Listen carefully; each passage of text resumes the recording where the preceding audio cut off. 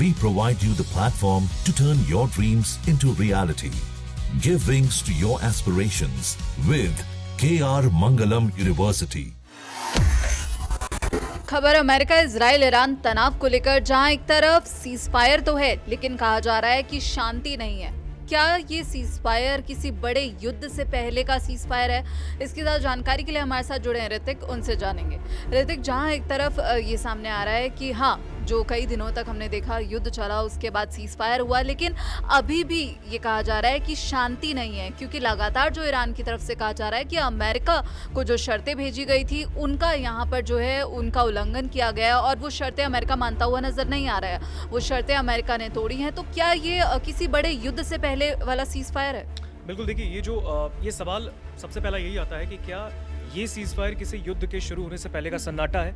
ये सवाल है, क्योंकि सीजफायर तो हुआ 2 हफ्ते का, करीबन 38-39 दिन जो है ईरान, अमेरिका, इजराइल ने एक दूसरे पे एक अलग लेवल पर हमला किया है। लेकिन ट्रंप और ईरान ने सीजफायर की बात मानी, 2 हफ्ते के लिए सीजफायर किया। लेकिन सबसे बड़ी चीज़ है कि अभी भी दोनों देश जानते हैं कि वो क्या कर सकते हैं, और दोनों बाखूबी जानते हैं कि अगर किसी एक ने भी इस बीच में भी कुछ उंगली करने की कोशिश की तो दूसरा उस पर पलटवार करेगा। ऐसे में अगर हम देखें, जो सवाल मैंने आपको बताया कि क्या ये युद्ध विराम जो है किसी सन्नाटे से, ये तूफान आने से पहले का सन्नाटा है, दुनिया शायद एक बहुत बड़ा जो एक दंश है शायद में भी अभी भी झेल सकती है। इससे हम पीछे नहीं हट सकते, क्योंकि अमेरिका और ईरान के बीच जो ये नाजुक युद्ध विराम है किसी संघर्ष का अंत नहीं है। ये पश्चिम एशिया यानी वेस्ट एशिया की राजनीति के एक और जटिल और अनिश्चित चरण की शुरुआत है।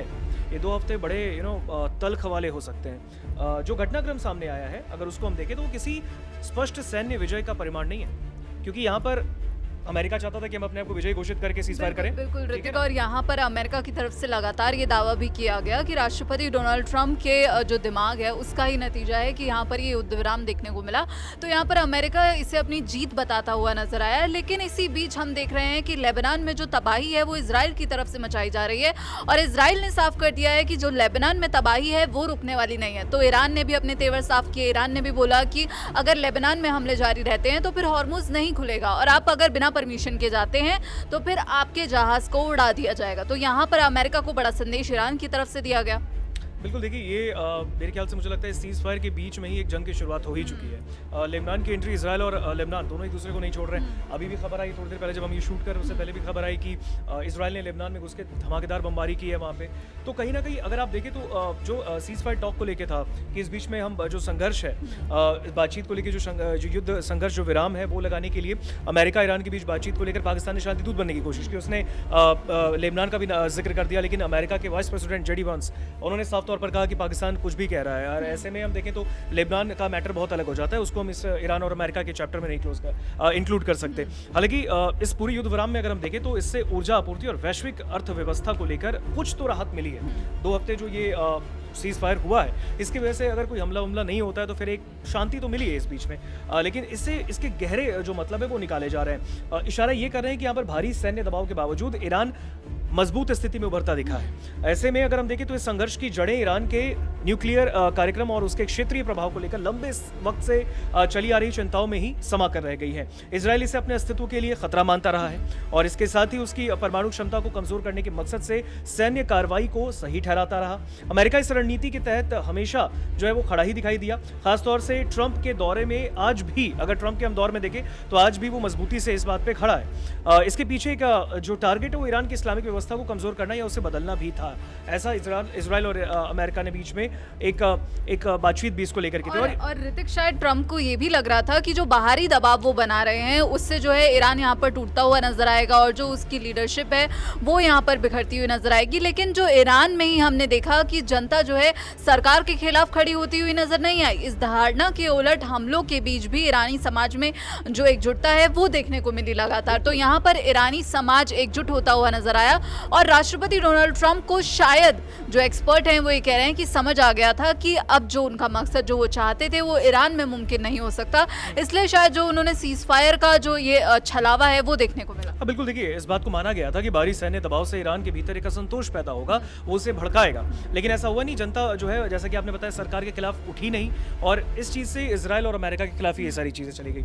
ऐसे में अगर हम देखें तो ईरान की परमाणु क्षमता भी खत्म नहीं हुई और उसकी राजनीतिक व्यवस्था बरकरार बरकरार रही है अब भी, और उसकी जो सैन्य शक्ति है उसको काफ़ी कमज़ोर नहीं किया जा सका है जैसा कि इजराइल और अमेरिका ने सोचा था। लेकिन ये जो संघर्ष है वो लंबा जैसे जैसे खींचता चला गया, वैसे वैसे अमेरिका के लिए उसकी लागत बढ़ती गई। अमेरिका को बहुत नुकसान हुआ। अगर आप देखें उनके वेपन्स के लिए, उनके जो इकोनॉमिक अगर हम सेक्टर को देखें तो इस लड़ाई ने अमेरिका को भी हिलाकर रखा है। ऐसे में अगर हम देखें तो अमेरिका में होने वाले मध्यावधि चुनावों में स्थिति और संवेदनशील जो है वो बन गई है। ऐसे में अगर हम देखें तो ट्रंप प्रशासन के लिए ज़रूरी था कि वो एक ऐसे युद्ध से बाहर निकले जो कि डोमेस्टिक स्तर पर लोकप्रिय नहीं था, बहुत ज़्यादा इसकी बात नहीं हो रही थी।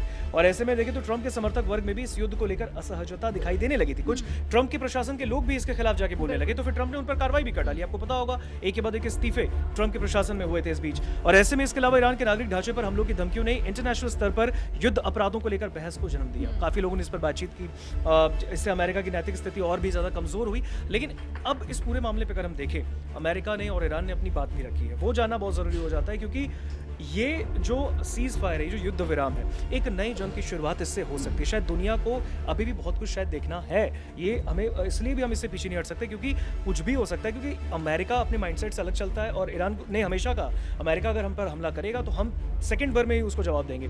तो ऐसा नहीं है कि वो आप उसको दबा दोगे ईरान को।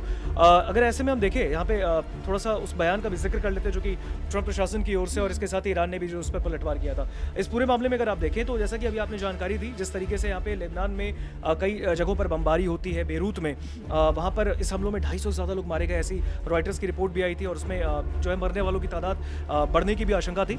ऐसे में अगर आप देखें तो ट्रंप प्रशासन की ओर से कई बातें इस पूरे मामले को लेकर सामने आई। जेडी वैंस का बयान सामने आता है। जेडी वैंस भी कहते हैं इस पूरे मामले पे कि जिस तरीके से लेबनान को इस चीज़ में लाने की कोशिश की जा रही है, हम उससे बिल्कुल भी इत्तेफाक नहीं रखते। लेबनान और इजराइल की जो लड़ाई है, ये उनकी अपनी लड़ाई है।